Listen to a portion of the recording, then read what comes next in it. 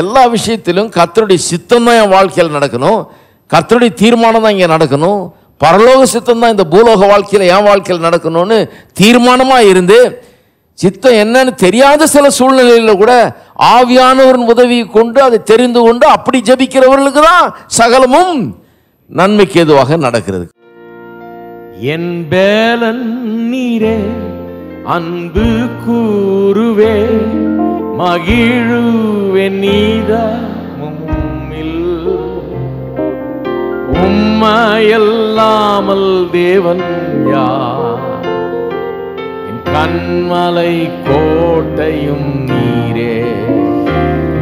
என் பேலன் நீரே, அன்பு கூறுவே, மகிழுவே நீதாமும்மில். உம்மையல்லாமல் தேவன் யார்? என் கண்மலை கோட்டையும் நீரே. உமது ரட்சிப்பினார் நித்தம் மகிழுவேனே. வல்ல நாமத்தினாலே நான் வெற்றி கொடியேற்றுவேனே. உமது ரட்சிப்பினார் நித்தம் மகிழுவேனே. வல்ல நாமத்தினாலே நான் வெற்றி கொடியேற்றுவேனே. ஜீவன் நீரே, ஆவியானவரே, மூவரில் ஒன்றானவரே. உம்மையல்லாமல் தேவன் யார்? என் மீட்பின் அச்சாரமும் நீரே. ஜீவன் நீரே, ஆவியானவரே, மூவரில் ஒன்றானவரே. உம்மையல்லாமல் தேவன் யார்? என் மீட்பின் அச்சாரமும் நீரே. தூய ஆவியே, தேற்றரவாளனும் நீரே. உன் வல்ல வார்த்தைகளாலே நான் வெற்றி கொடியேற்றுவேனே. பெங்களூரு பெத்தேல் ஏஜி சபையில் சாம்பி செல்லத்துறை பேசுகிறார். நாள் ஏப்ரல் 1, 2015. நேரம் காலை 10 மணி மற்றும் மாலை 6 மணி. இடம் பெத்தேல் ஏஜி சபை, எண் 67, ring road off Hebbal flyover, Hebbal, Bengaluru 24. மேலும் விவரங்களுக்கு கீழ்காணும் எண்களில் தொடர்பு கொள்க.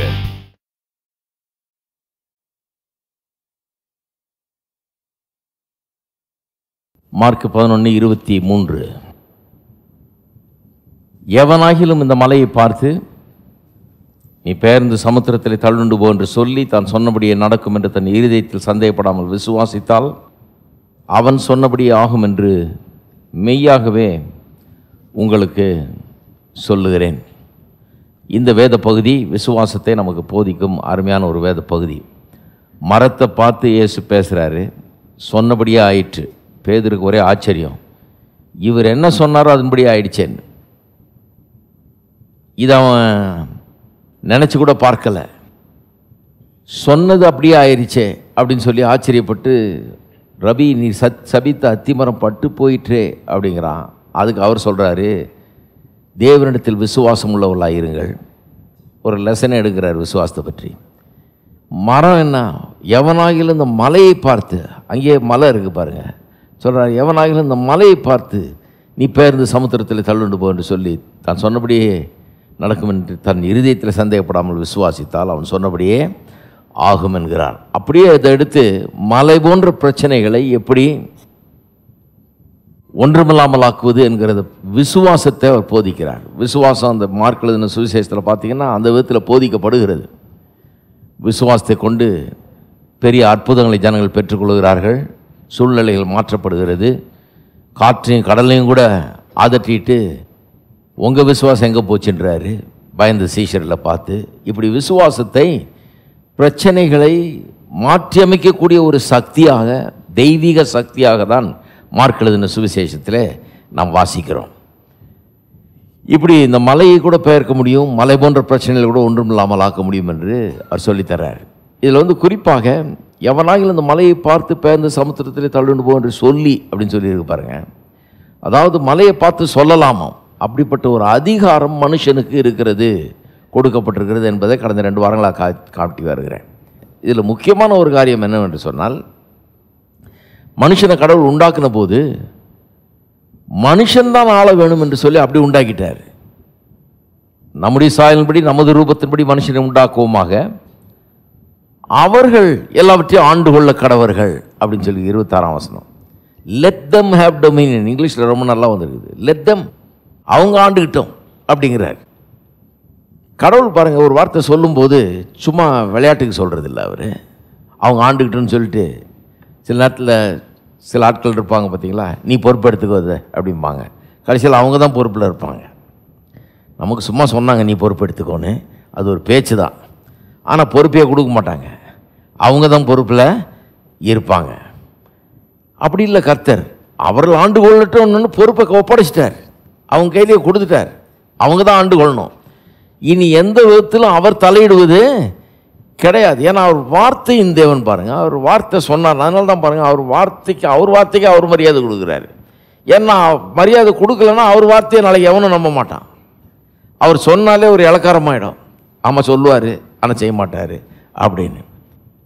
அவர் சொல்லிட்டாரு, அவர்கள் ஆண்டு கொள்ள கடவர்கள். அது ரொம்ப முக்கியம் பாருங்கள். 1:26 ஆதியாகமத்தில் அவர்கள் ஆண்டு கொள்ள கடவர்கள் அப்படின்னு சொல்லிட்டு அவர்கள் ஆசீர்வதித்து ஆள்றதுக்கு வேண்டிய ஆசீர்வாதத்தெல்லாம் கொடுத்துட்டார். பலுகி பெருகி பூமியை நிரப்பி கீழ்ப்படுத்தி ஆண்டு கொள்ளுங்கள்.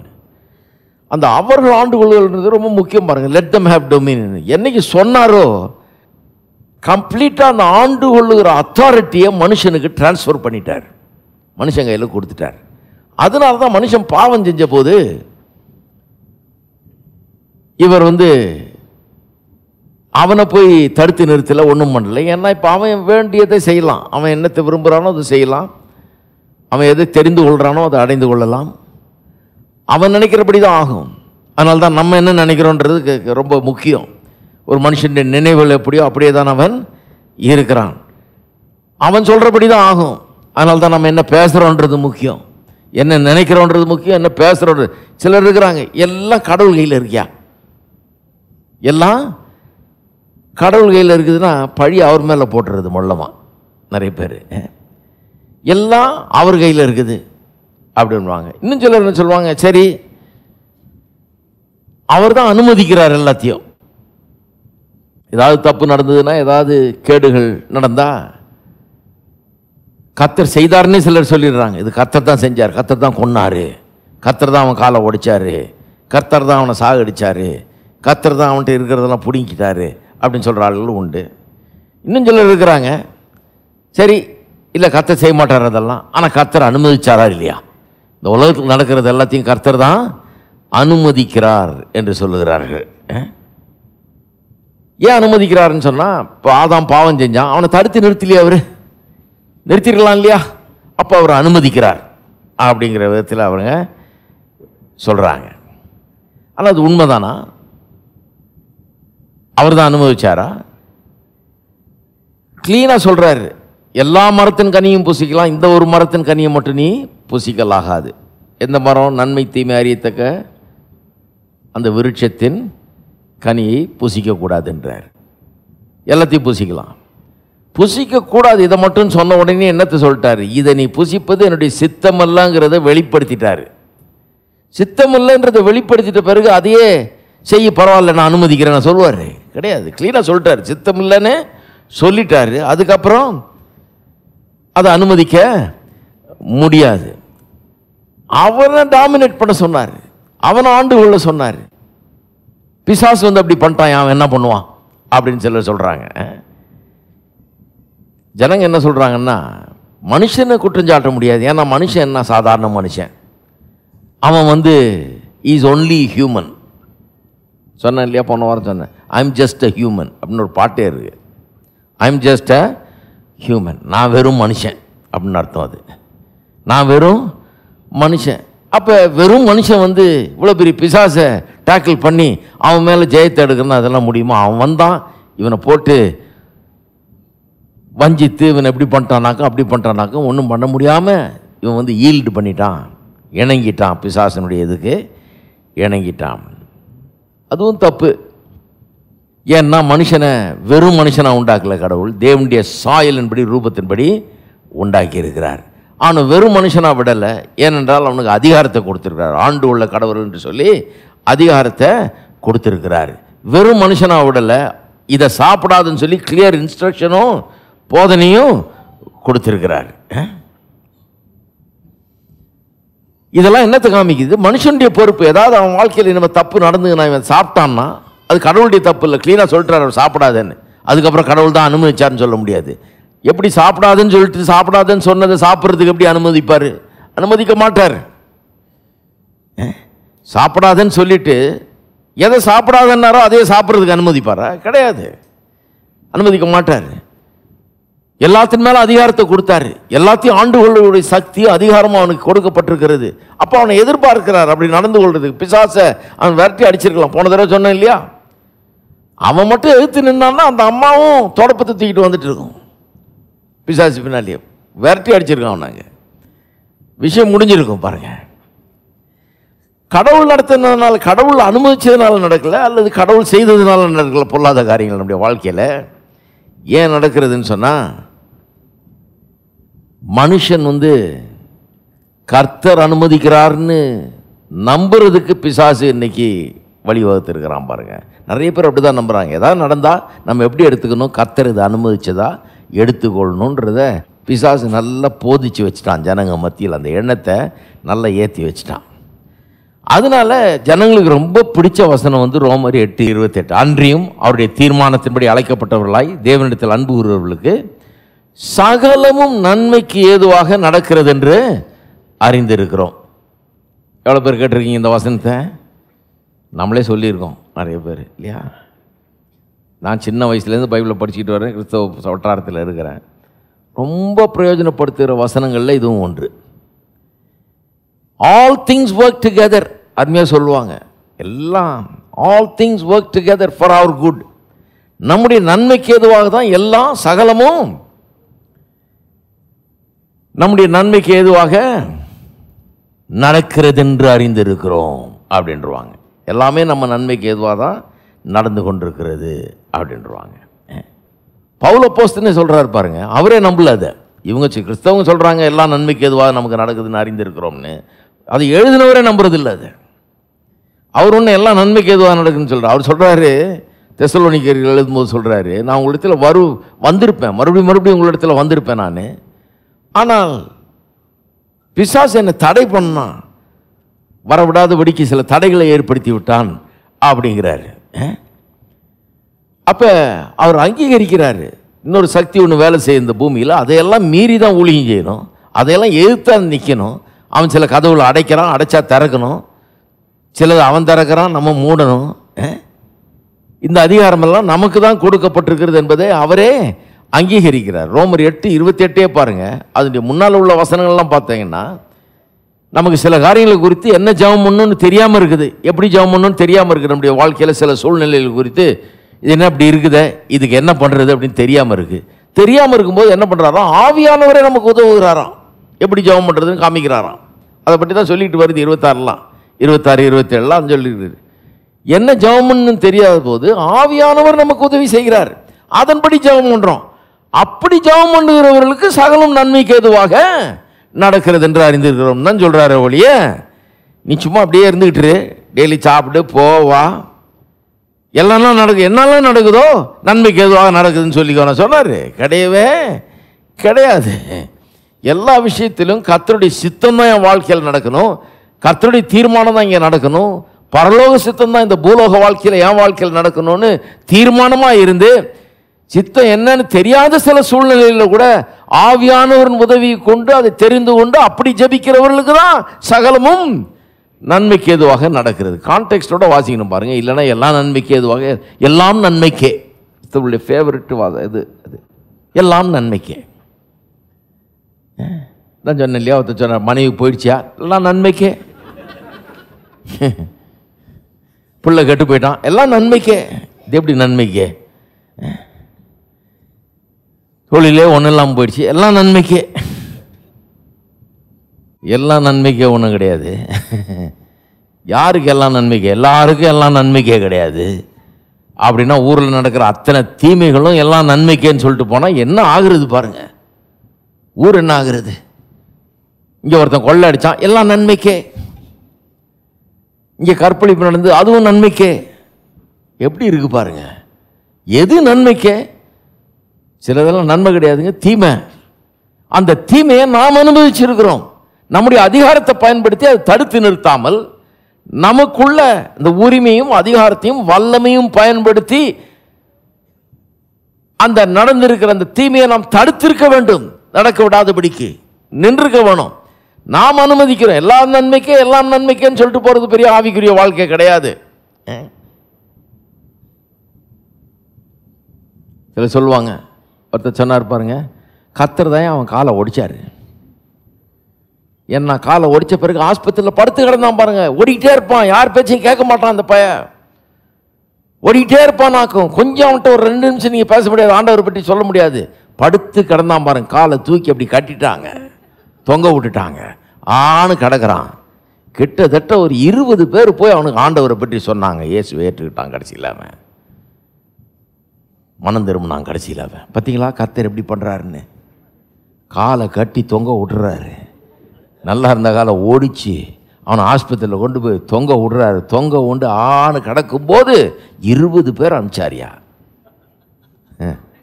அனுப்பிச்சு அவனை ரட்சிக்கப்பட வச்சார். அவன் நல்லா இருந்தப்பவே ஒழுங்கான 20 பேர் போய் சொல்லியிருந்தா காலை ஒடிக்கவே வேண்டியதில்லை. சொல்கிற ஆளுங்கெல்லாம் சரியில்லைன்னு நினைக்கிறேன், அதான் ஓடுறான் தப்பி. இவன் எப்படி சொல்கிறோமோ அப்படி சொல்கிறது இல்லை, என்ன செய்யணுமோ செய்கிறது இல்லை, அவனுக்கு எப்படி அவன்கிட்ட எப்படி நடந்துக்கணுமோ நடந்துக்கிறது இல்லை. சும்மா போய் அவனை போட்டு தொல்லைப்படுறது. கிறிஸ்தவனை பார்த்தாலே ஓடுறான் அவன் ஐயோன்னு. சிலர்லாம் பாருங்க, அவங்க வீட்டாரே இன்றைக்கு வந்து இயேசுவை ஏற்றுக்கொள்றது இல்லை. ஏன்னா இவங்களால தான். வேணாங்க, எங்கள் வீட்டில் ஒன்று இருக்குது போதும் அது அப்படின்றாங்க. அதுவே போதுங்க, அந்த தொல்லையே தாங்க முடியல அப்படின்வாங்க. இப்படி நடந்துக்கிறாங்க கிறிஸ்தவங்க. என்ன பண்ணுறது? அதனால தான் அவன் ரட்சிக்கப்பட. ஒழுங்கான நாளாக இருந்தால் என்னைக்கும் அவன் ரட்சிக்கப்பட்டிருப்பான். அவன் வந்து காந்தம் மாதிரி ஈர்க்கப்பட்டிருப்பான். வந்திருப்பான் ஆண்டவர்கிட்ட. அவர் ஒன்றும் காலை ஒடிச்சு தொங்க விடல. ஒரு அம்மா எழுது பாருங்க, ஆரம்பித்த காலத்தில் நான் முதல்ல டிவிலாம் பிரசங்கம் பண்ண ஆரம்பித்த காலத்தில் ஒரு அம்மா இப்படியே லெட்டர் எழுது. ஒரு ஆவிக்குரிய சபைக்கு போகிற ஒரு அம்மா எழுது, என் புருஷன் ரொம்ப அக்கிரமக்காரன், அநியாய பெருவழிங்க, ரொம்ப அசுத்தமான வாழ்க்கை, ரொம்ப மோசம். நானும் உபவாச ஜபம்லாம் பண்ணிகிட்டு இருக்கிறேன், போயிட்டு வந்துட்டு தான் இருக்கேன். நீங்களும் ஜெபம் பண்ணுங்க. ஒன்று பண்ணுங்க, அவனுடைய 2 கையும் காலையும் கத்தர் ஒடிச்சு படுத்த படுக்கி ஆக்கணும்னு ஜெபம் பண்ணுங்க. அப்போ தான் இவன் சரியாவான் அப்படின்னு எனக்கு லெட்டர் எழுதியிருக்குது அந்த அம்மா. எப்படி பாருங்க, அதுக்கு நம்ம ஒரு டீமை வச்சு ஜெபக்குழுவே இங்கே ஜெபம் பண்ணிட்டு இருக்குன்னு நினச்சிட்டு இருக்கிறாங்க. யார் கையை ஓடிக்கணும், யார் காலை ஓடிக்கணும்னு நம்ம எல்லாம் சேர்ந்து இதுக்கா சபை வச்சு நடத்துகிறோம், இதுக்கா ஒரு ஸ்தாபனம், இதுக்கா பிரசங்கம். யார் கை உடையணும் கால் உடையணும் ஜெபம் பண்ணுறதுக்காக ஒரு இது, அதான் வேலை நமக்கு. அதுக்கா சர்ச்சு, அதுக்கா பாஸ்டர், அதுக்கா ஜபக்குழு, அதுக்கா இது கிடையவே கிடையாது. அந்த மாதிரி எழுது பாருங்க அந்த அம்மா. பாஸ் ஜபகத்து எதுவும் போதான். இப்போதான் எனக்கு விளங்குது அந்த புருஷன் ஏன் அப்படி இருக்கிறான்னு. ஏன்னா இந்த அம்மாவை சரிப்படுத்துறதுக்குள்ளேயே அவனே பொல்லாதவன் ஆயிடுவான், பிசாசு மாதிரி. ஏன்னா இதை சரி பண்ணணுமே. ஏன்னா அவனுக்கு தெரியாதுன்னு நினைக்கிறீங்களா? இது சாம்பார் ஆக்கும் போதும் சாப்பாடை வைக்கும் போதும் தெரியாதா? கை ஓடிக்கணும் கால் ஓடிக்கணும்னு நினைக்கிறது வெளியே வராதுன்னு நினைக்கிறீங்களா? ஐயோ, அந்த சாம்பாருடைய ருசியிலே வெளியே வந்துருமே, வைக்கிற விதத்திலே வெளியே வந்துருமே. உன் கை ஒடியட்டும், உன் கால் ஒடியட்டும். அப்படிப்பட்ட பெண்ணை சரி பண்ணுறதுக்கு அவன் என்ன பாடுபட்டிருப்பான் பாருங்க. அவன் பாவம், அவன் நல்லா இருந்தவன் பொல்லாதவன் ஆயிட்டு இருக்கிறான் அவன்.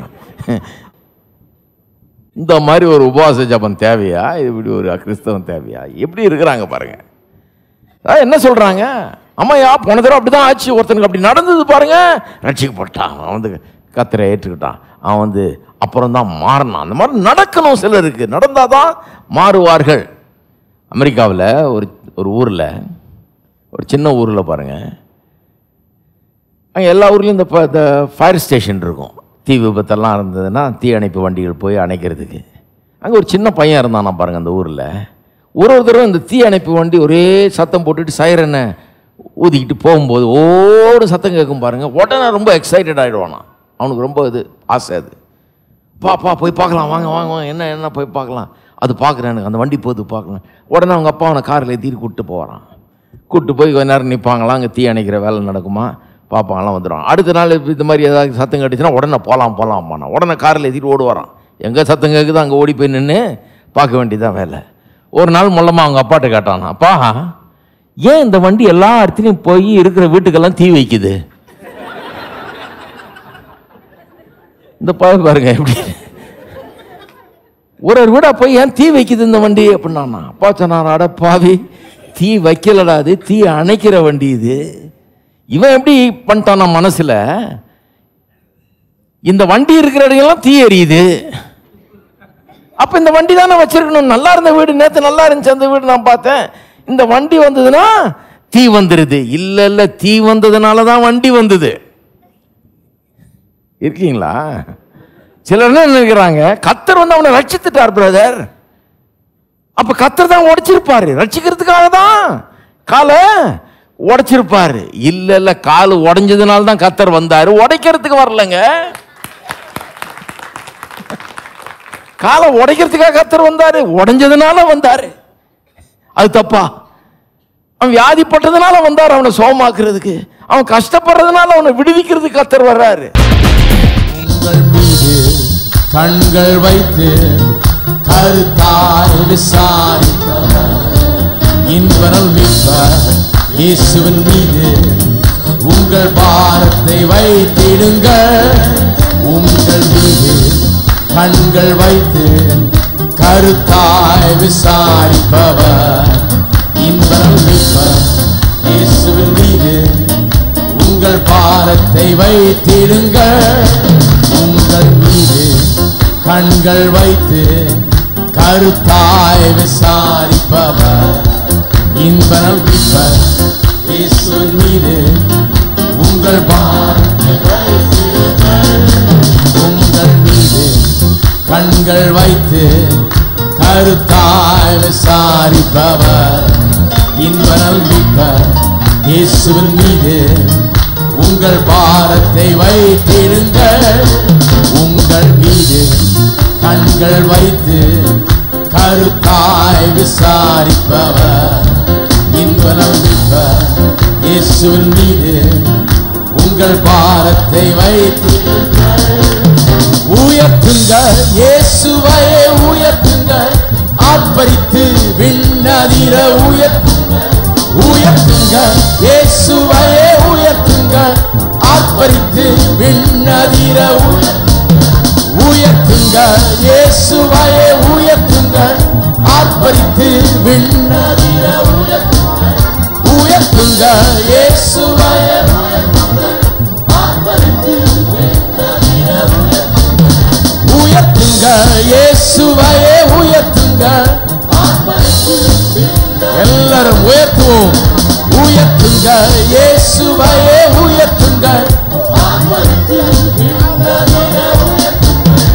உயர்த்துங்கள் இயேசுவையே உயர்த்துங்கள், ஆர்ப்பரித்து விண்ணதிர தோற்கடித்து காலடியில் கீழ்ப்படுத்தி வீழ்த்திடுங்கள். சாத்தானையே வீழ்த்திடுங்கள். தோற்கடித்து காலடியில் கீழ்ப்படுத்தி வீழ்த்திடுங்கள். சாத்தானையே வீழ்த்திடுங்கள்.